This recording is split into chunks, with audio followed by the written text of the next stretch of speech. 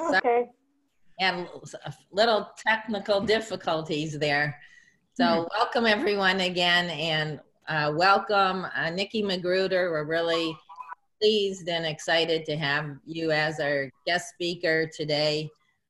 Nikki McGruder will talk about diversity and inclusion, improving participation and engagement with voters. Nikki is the director of the Inclusive Impact Institute. She received her Bachelor's of Science degree in business from Columbia College in Columbia, Missouri, and her Master of Business Administration and Master's of Arts in Human Resources Development from Webster University in St. Louis. Previously, before she was director of the Inclusive Impact Institute, she was regional manager of the Columbia branch of the Diversity Awareness Partnership. And under Nikki's leadership, more than 12,000 community members, as well as several businesses and organizations, have been touched in and around Columbia community with inclusive events, training, and community dialogues. And Nikki is presently still very active in the community and in training. So with that, I'd like to open the program for Nikki, but we do have, I just want to mention, we do have a chat feature. And so it's up to you, Nikki, whether you want to take any questions during the program or after, or during and after. And we'll try to monitor that and let you know if you're interested in more of a dialogue during or just a dialogue after. So with that, welcome, Nikki McGruder. Thank you. Can everyone hear me okay? I can, yeah. And all right. Thank you. So thank you for having me. So yes, you've heard my bio, so you know I'm doing work in the community around diversity, inclusion, and equity. And we've been in the community for 5 years this year. Started off in the spring of 2015 and have been going strong since then. So even though the organization name has changed from the Diversity Awareness Partnership to the Inclusive Impact Institute, it's important to know that it's still the same players, if you will. So I've been blessed to have the same leaders that join me as counsel. They meet with me once a month to just talk about the direction of the organization, the topics that we need to keep top of mind or present to the community. And we're blessed that we're in a community that works collaboratively to address all issues of inclusion, diversity, and equity. So I just wanted to share with you just some of my D&I views, if you will, as it relates to voter engagement. I do have a slideshow, so if it's okay to start to share my screen, then I'll do that. But I would love for this to be very informal. So I know when I start to share slides, sometimes it impedes my ability to see the chat. So if someone can help me with that, but feel free to interrupt me and let's talk about, just have a dialogue, if you will, throughout our time this afternoon. And so I'm going to, oh, there's no screen sharing allowed. If you could allow me to screen share. Sharon's our technical person. Did you hear that, Sharon? What I get is host disabled participant screen sharing. So it might be something you can just click in the 3 dots by my name. Mine, yeah. Host disable attending screening. Oh, the attending screening is disabled. Mm-hmm. So let's not let that stop the show. Okay. Then. Why don't we let's just talk.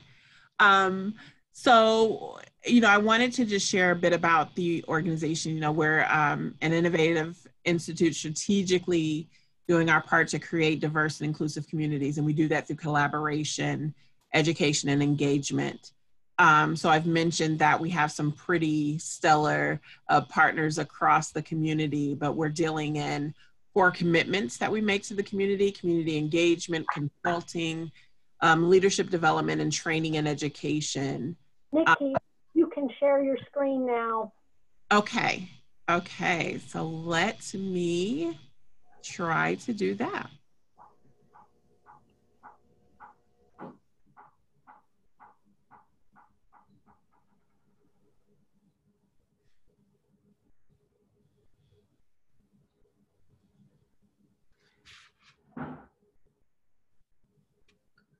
Okay, let's see here.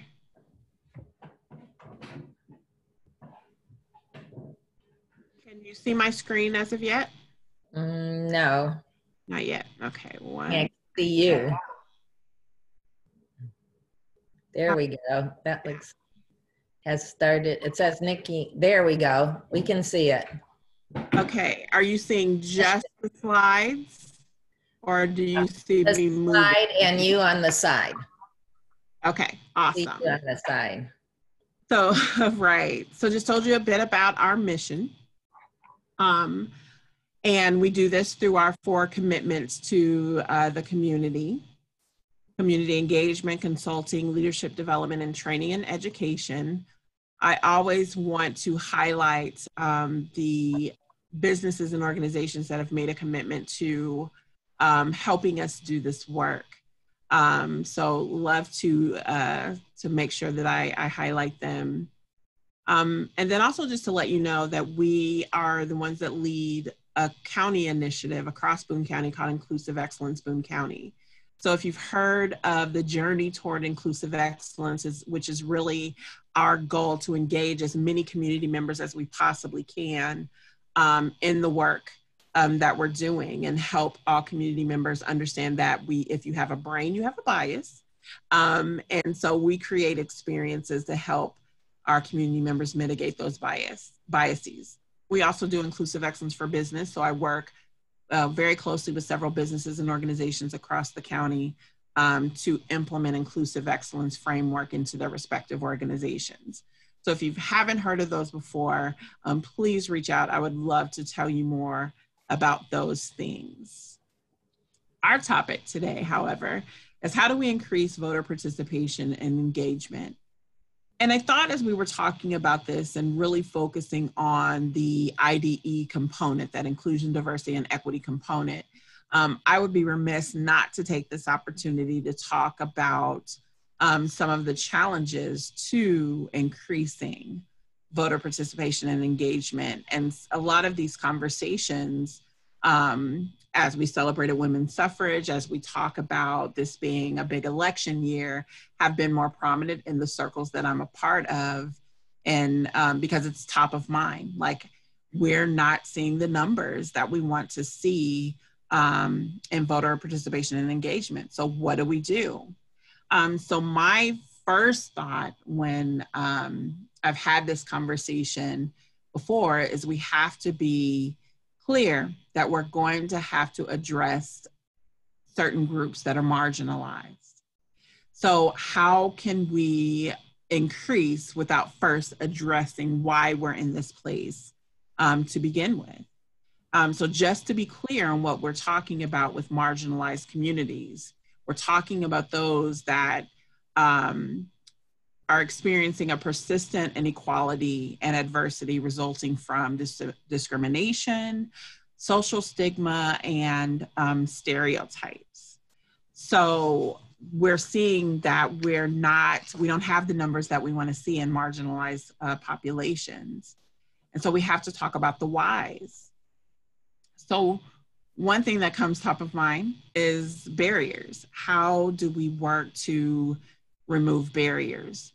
Well, first we have to understand how we got here in the first place before we can start talking about how do we remove barriers and increase participation. So it's important to understand that these things exist. So I think with any conversation, especially when I'm going into businesses and organizations, for example, and they're talking about, Nikki, we really want to increase our employees around, we want more minorities, we want more women. And we have that goal, but we don't really know what we need to do in-house in order to get there.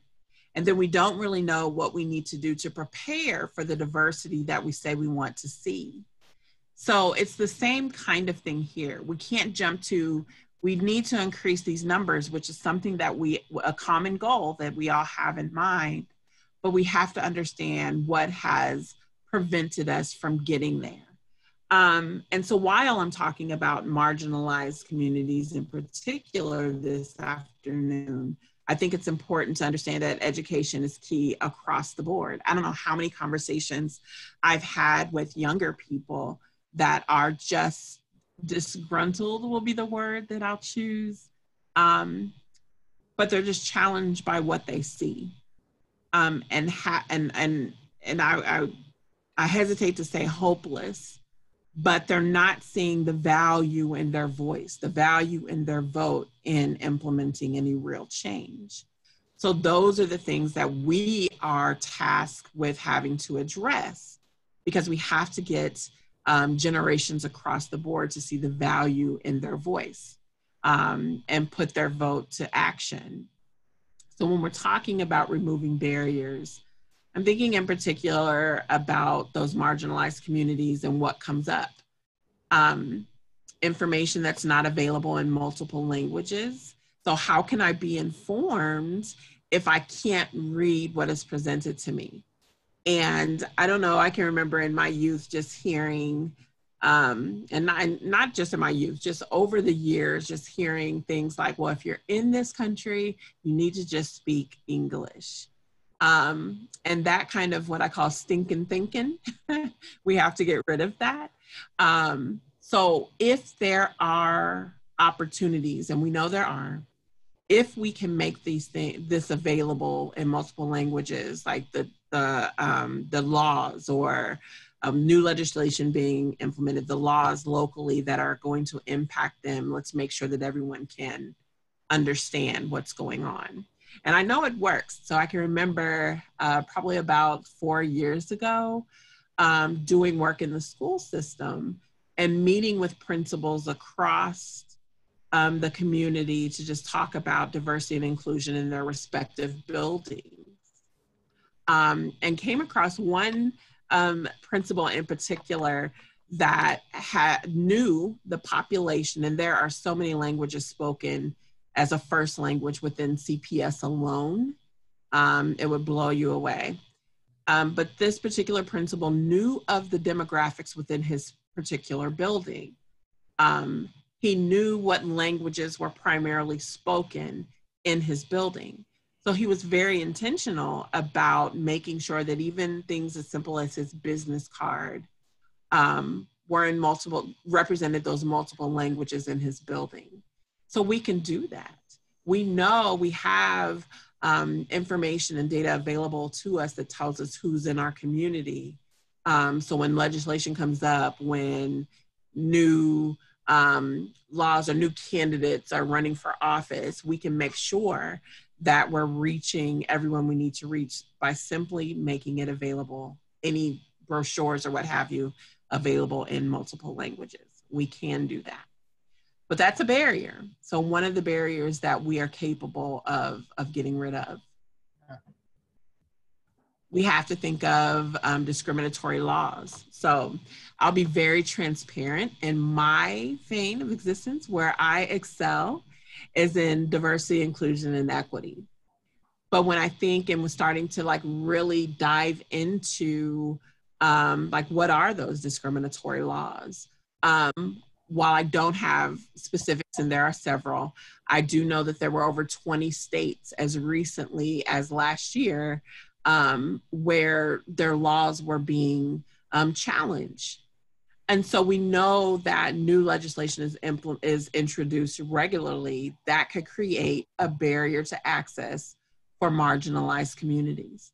So what can we do to eliminate that? How can we be on the forefront of knowing what's coming up and being in position to fight against that? So I know I'm preaching to the choir, as they say, with this group. But it's like those are some things, the barriers that we have to work to knock down. Lack of information overall. I had conversations, we just had an election last week, and just reminding people, make sure you get out to vote, and, you know, wear your mask, you know, all the precautions, but get out there and make sure that you do that.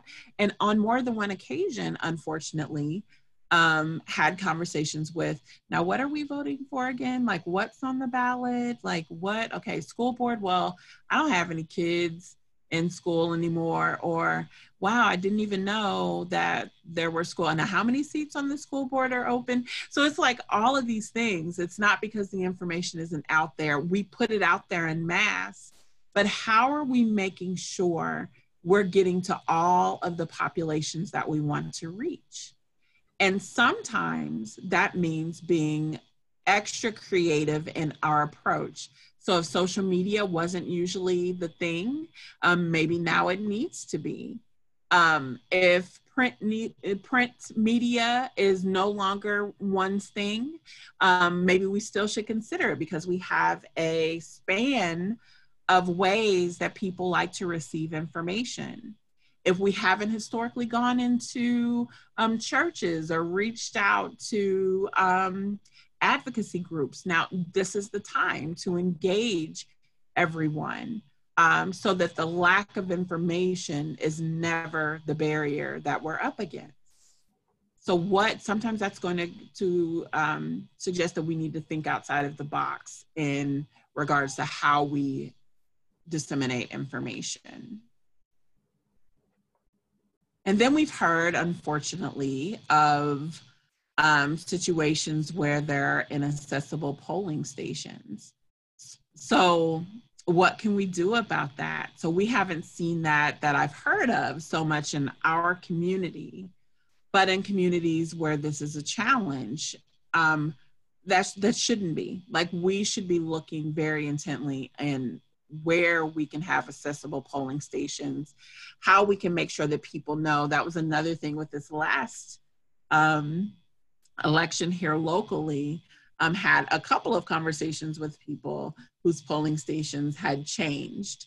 And so maybe it's reminding people. It's usually top of my mind because I've been to a couple of different places, even though I've always lived in the same house. It's always top of mind for me in preparing to go vote, to know exactly where I'm going. That isn't always top of mind for people who have gone to this one place for years and then it switches. And so just making sure that that information is communicated and that we're putting it in those stations and places that everyone can get to. So those are just some of the barriers that we need to be thinking about when we're thinking about all voters, but in particular, those marginalized communities. So with accessibility, if I utilize a chair, am I going to be able to get into my polling station? It's changed, but they didn't think about wheelchair accessibility. That's not okay. But it's happening. So just those are some of the things that we need to keep top of mind.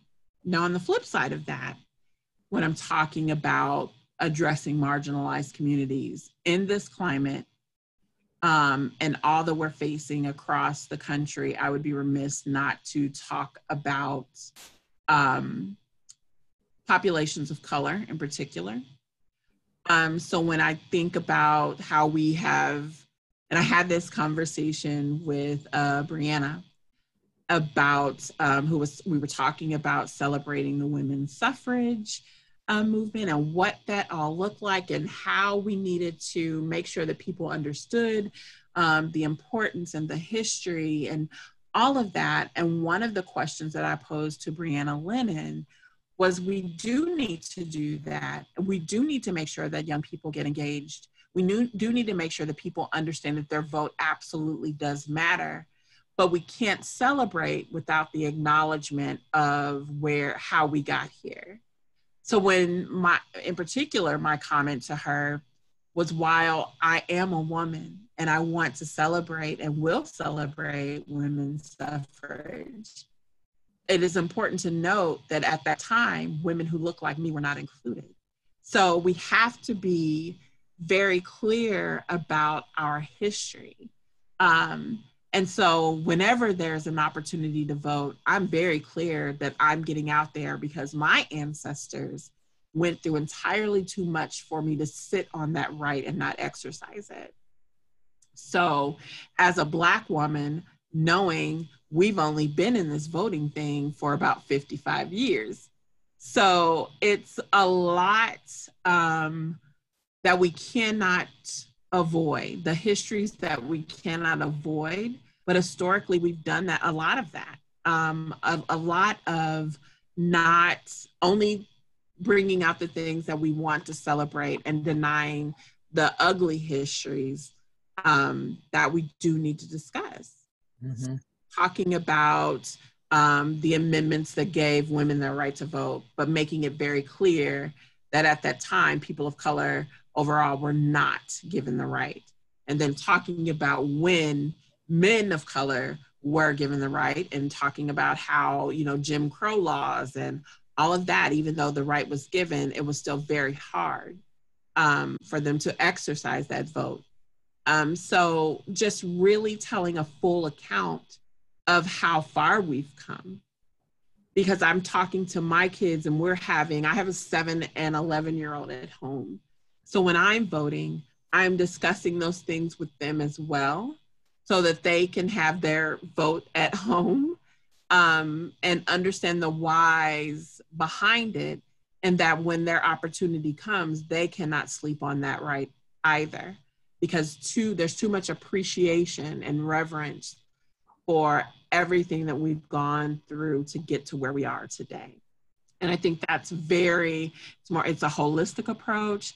It's not denying the histories that don't make us feel good, being informed. And I think when we do that, well, I know for me anyway, we tell a full account of all history, then it gives me a greater appreciation of the whys. And so I can understand why it's important for me to not only get out and vote during a national election, but to pay close attention to what's going on in my local community. And I think that's where a lot of our disconnect has been. In the past, we use our same avenues for disseminating information that we always have. We haven't always employed or engaged our youth in this way, in the best way that we possibly could. And we're needing to do more of that. I can tell you, I went to a polling station, not this past election, but the election before. And I was so pleased to see that millennials and Gen Zers were out working the station, because that meant to me that they were paying attention. And usually that's a demographic where they're like, yeah, whatever. My vote doesn't matter. Nobody cares what I have to say. And it was clear that they weren't participating in that, what I call stinking thinking. So how, engaging all communities is so, so important. So I want to talk about or give the opportunity for questions. I don't know if any questions have come up thus far, but have dialogue about the challenges or where we are historically, our hope for the future. We can talk about anything as it relates to diversity, inclusion, and equity, and engaging populations. Yeah, I don't see any. I didn't see any questions on chat yet. But you, just from what you said just now in the history part of it, it made me think one thing that the League of Women Voters can do is have a good page on our website and Facebook and maybe literature of the history of voting that includes important information about women of color, men of color, Native Americans, just be more inclusive in the information we have on our website and our Facebook and on our literature is important. I mean, absolutely. I mean, I think back to it is important just to make sure that we're representing women across the board. So what does that look like? So I know I've been to a couple of meetings. I believe my mom actually received an award from League of Women Voters not long ago. And one of the conversations that we had at that luncheon was engaging women of color. And we need to follow up on that as well, but definitely being intentional about making sure that even membership and engagement represents the population that you serve. So what can we do as an organization to make the goal and the mission of the League of Women Voters attractive to all women, even, you know, and women of color. So those things are important. And so, yeah, that takes a lot of relationship building and making sure that the women understand that their presence is important. And I've never felt when I've attended that it wasn't. I hate that we can't do a luncheon because you all do a very great job at those. But I think you make an important point about being very intentional and reaching out. And we do have a few questions. One says, will you share with us your ideas for engaging younger voters to vote? Absolutely. So this was a conversation, and actually Brianna Lennon and I were working on something pre-pandemic. So I think we had a meeting maybe in February of this year. And then of course, you know, we're all home.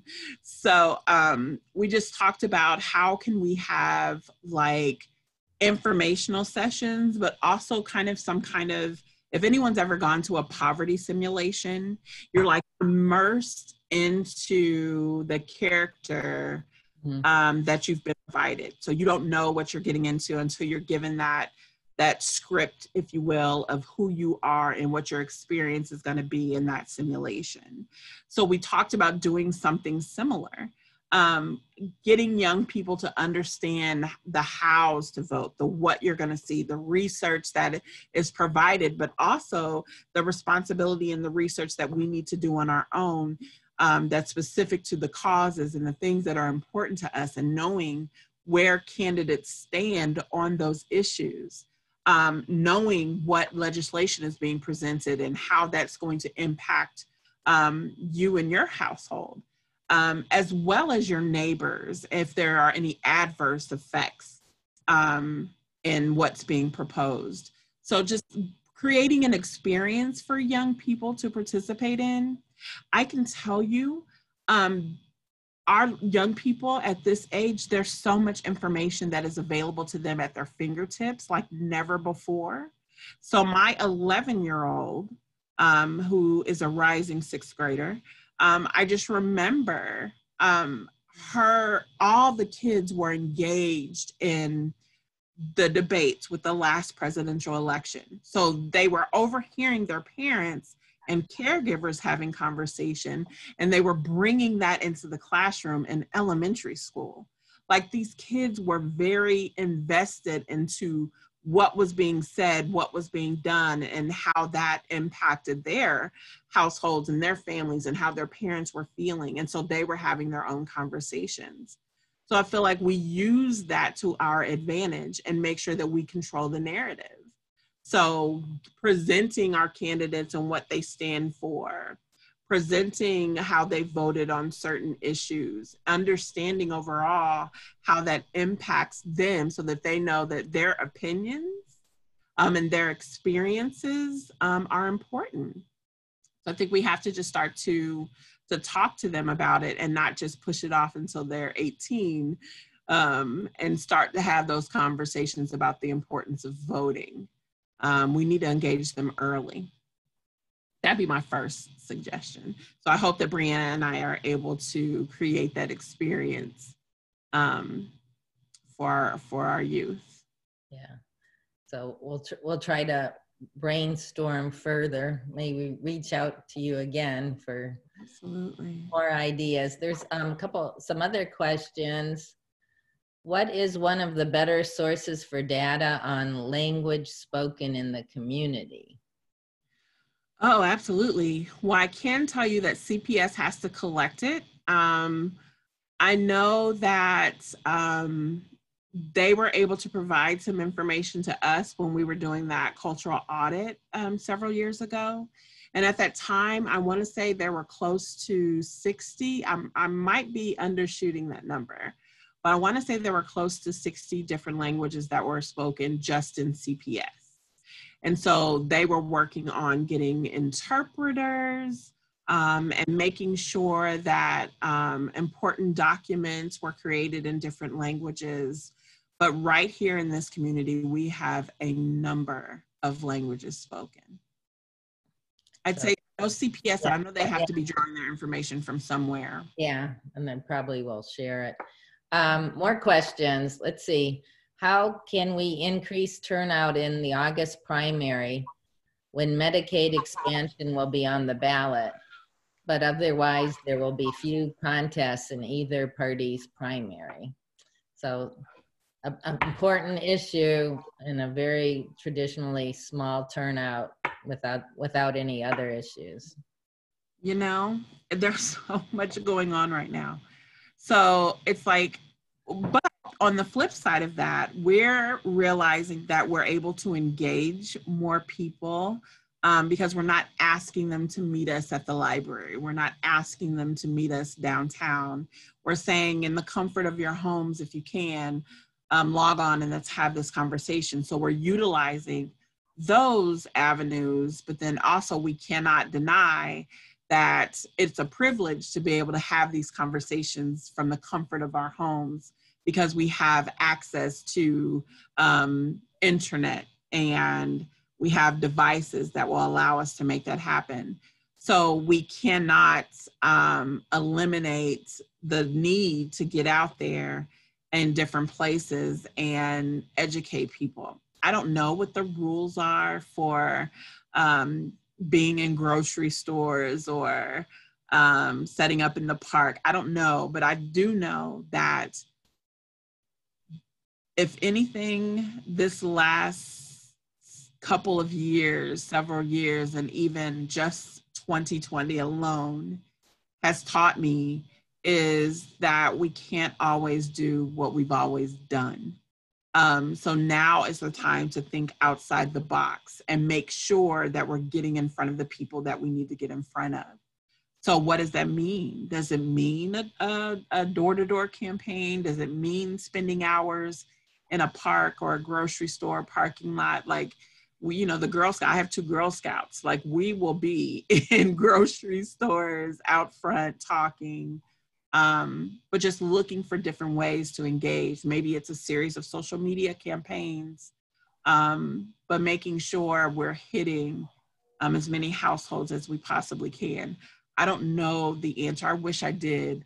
Or how do we just get 100% participation because everyone sees the value and knows how important this is, other than what we're doing and having continuous conversations and making sure with what I do in the organization that I lead, we're always trying to have those outside the box conversations that people are participating in, and not always having the what is assumed to be the conversation, but really allowing ourselves to be critical in our thinking and offering content and conversation that we're not used to having. I think that's one of the roles that we have in the community, is to insert ourselves in a very appropriate way, but with content that we know is not comfortable. But we have to have them nonetheless. The only way to go through it is to get into it. So we have to get into some of these difficult topics. Okay, that gives us some good things to think about for action. Another question, when did Black men receive the vote? Oh, absolutely. So I believe it was the 15th Amendment that said you couldn't deny males the right to vote. So it was just men, and based on race, religion, that kind of thing. And I want to say the 15th Amendment, oh goodness. Yeah, I forget the date. I think it was in the late 1800s. Yeah. But then yeah, that was just Black men, or men of color. But that did not mean that it was all good, right. at that, because then, we are getting into civil rights and making literacy tests and poll taxes. Yes. Even though the right was given, the amendment was created, then other laws started to surface that made sure that it wasn't really feasible. Barriers in the way. Those barriers, absolutely. Let's see. Another question. We need to get more people with low incomes to vote. How can we do this? Yeah. So we do. And let me preface it by saying you're absolutely right. I think the thing with those that are operating in survival mode, so if I'm operating in survival mode, and what I mean by that, I don't have all the resources needed to really live and thrive. I'm surviving this day to the next, just making sure that I keep myself and anyone that I'm responsible for alive. So if I'm thinking in survival mode all the time, you have to come to me very specifically about why I need to vote on whatever the issue is. It's hard to think critically and rationally about what a vote today means for my future when I'm operating in survival mode. So I think, part of the challenge is like, what are the barriers to jobs that are, that could create a higher income? Are we making sure that minimum wage is where it needs to be? Are we making sure that we have equitable employment practices? Like, before putting the onus.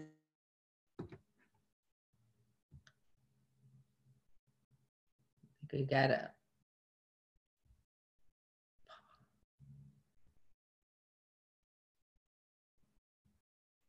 Talking about issues of race, for example, don't put the onus of your education solely on people of color. Like, we have a responsibility to understand like how we're contributing to systems of oppression and what we can do to help eliminate some of those barriers. So, but since we're talking about lower income individuals, how we have to make sure that we're very clear in our language about how they're impacted and what this will do for them in their lives and their lives of their loved ones. Because if I'm in survival mode, that's all I'm thinking about. Right. And then you have to make sure they have a way, the way to get to the polls or to Absolutely. do the absentee ballot, taking kids or having someone watch the kids. Right. I don't see any more new questions.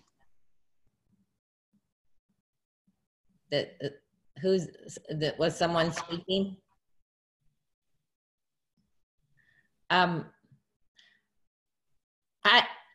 Let's see. I have a question. Go ahead. Is that you, Sharon? I have a question, which is in light of, all the engagement and the protests here in Colombia, how can we take advantage of that interest and the energy to make sure it's translated into voting? That is a great question. I personally did not have the opportunity to participate in any of the protests. I lost my father on the very day that George Floyd was killed. Just getting back to work as of yesterday. So I participated personally. Thank you. But I can tell you that I've been proud of the youth who have been very clear that they want to have a peaceful protest to bring attention to injustice across the country. So when you're talking about how do you capitalize on this momentum, I think that's a very good place to be in. Acknowledging one, that we have things that we need to work on. Acknowledging that what the youth are protesting against is valid. We don't always have to agree on the methods. We don't have to agree on, we don't have to all think the same way as far as how we get there. But the first admission is the understanding that this is a problem that needs to be addressed. I would say capitalizing on the momentum, because I was watching on Facebook Live when someone who went live at a protest, and there was a young man that said, hey, tomorrow is an opportunity to vote locally. That's a way that their voices can be used and they can be heard. So make sure to be clear that tomorrow is a voting day. And the young man that was doing the live was like, that's not my thing. Like, I don't even believe in that. And I was just like, oh no, like that is so not the right answer. So in me, it says to me that the opportunity and the need to talk about the importance of voting locally, voting nationally, but understanding that their votes absolutely do matter. And these are the reasons why.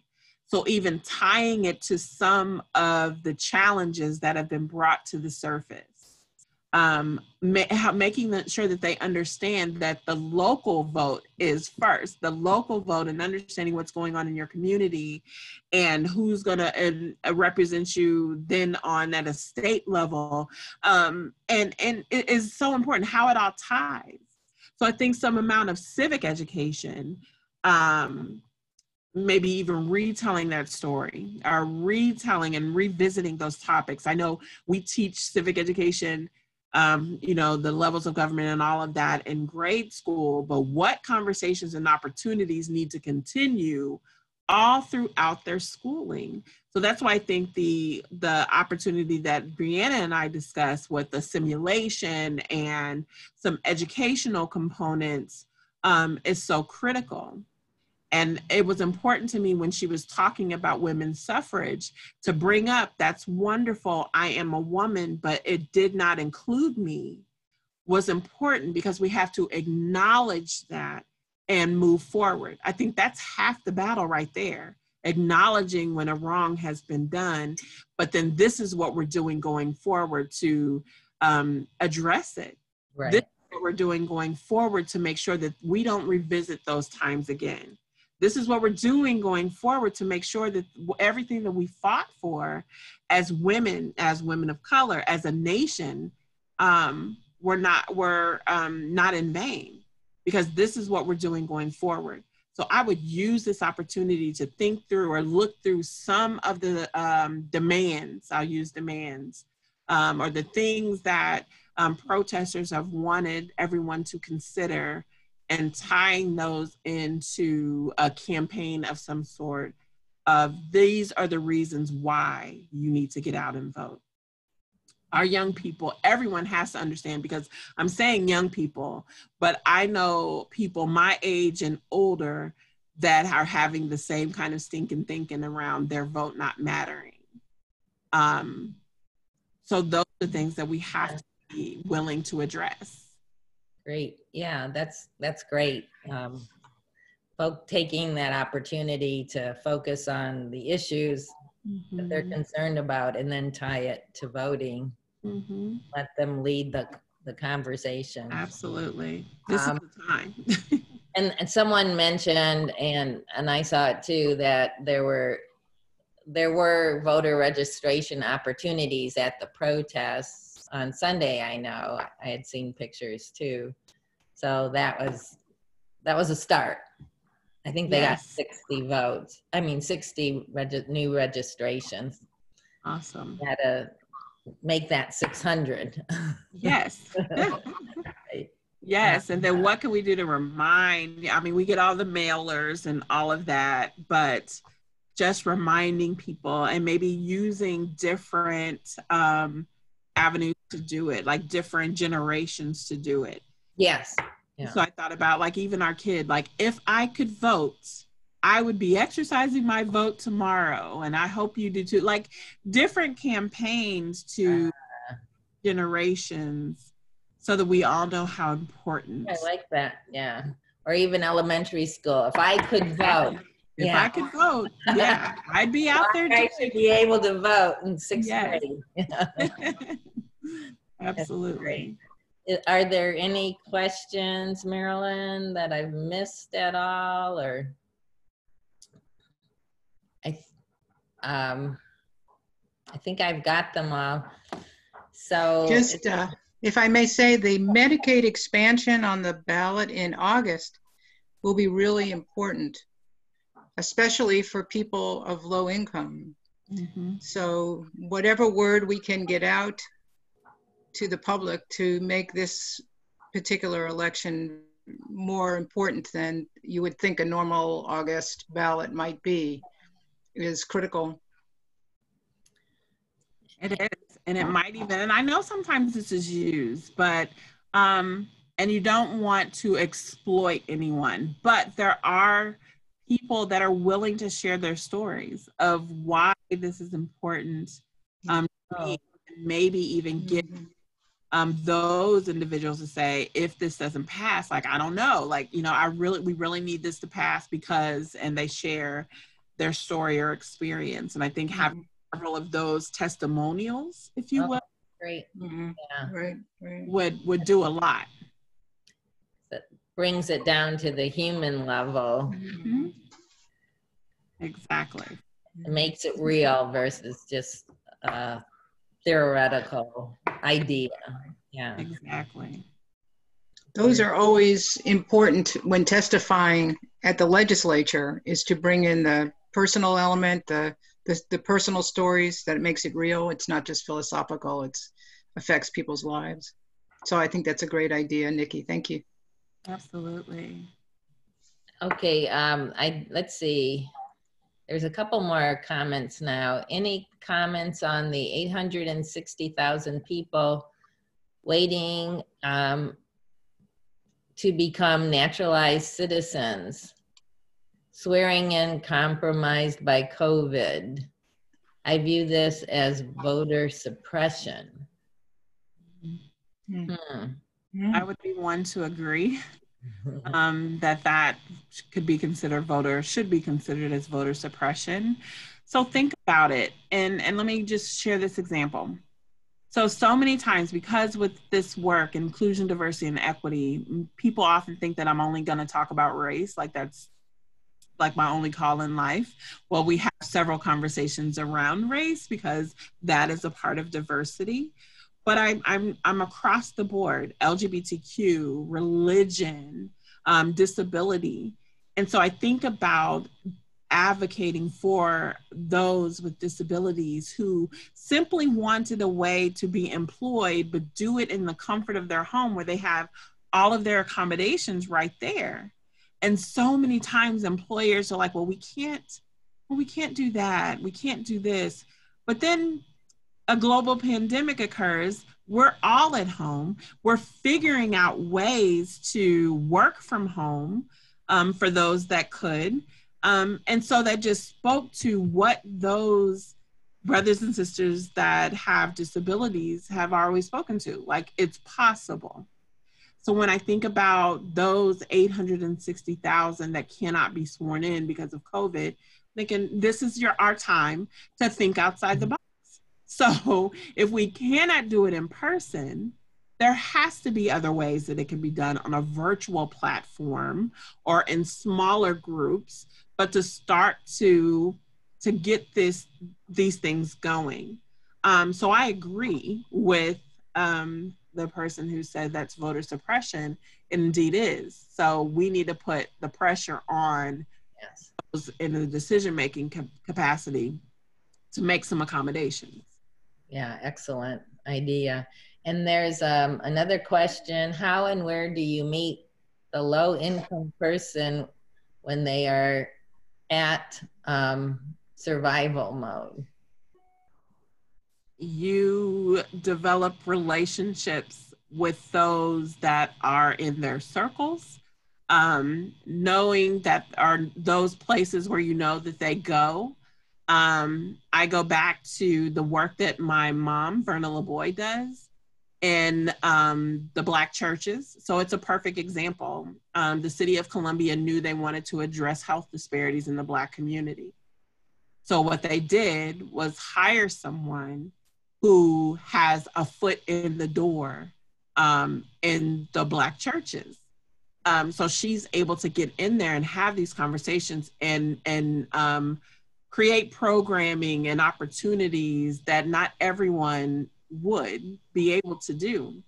So having those avenues and making sure that we employ or talk to or have those that can advocate for the population that you're trying to serve is so important. I tell business leaders all the time, if you're making decisions for a population of people, it would behoove you to have representation around that table that they'll drive those decisions. Absent of that, then it's not for the people. You're doing it to them versus with them. So we want to be with the people. So make sure that your decision makers are representative of the population you serve. So Right. One way to get in. Right. So, and for the league, collaboration with those various groups and individuals too. We're just about towards the end of our hour. I want to thank you so much for taking the time to share your knowledge with us and your thoughts. And I want to thank the viewers for listening also. And I wanted to say that this is going to also be, this has been recorded and will be on YouTube, on our Facebook, and on our website. So if you know other people who want to listen, couldn't listen now, or who should listen, please just tell them about it and have them come and listen. And I wanted Marilyn to say a little bit about our next Lunch and Learn program that will be July 14th, Tuesday, on Zoom also. Right. Thank you so much, Barbara. And thank you, Nikki. That was excellent. We would like to keep you here for several more hours if we could. So the next Lunch and Learn topic is racial health disparities. And we'll feature Mari Scala and Steve Calloway, who will talk about studies that were done showing the disparities in health care and the need for, obviously, we need to be working on our healthcare program. It's data compiled and presented by the Physicians for a National Health Program, so we're happy to work with them as well. A critically important topic. So hope that all of you will participate and join in. And again, because of Zoom, interesting, we can tape these and make them available to more people, which is just excellent.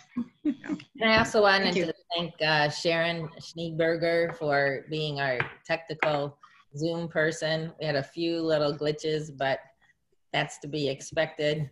but she solved them. So thank you, Sharon. Yeah. Mhm. Thank you so much, Nikki. And Absolutely. keep up the good work, and we'll try to join you more. Thank you. Okay. My Thank you. pleasure. Right. Thank you. And thank you, everyone. Be safe. Enjoy the day. It stopped raining. Yeah. And thank you, Barbara.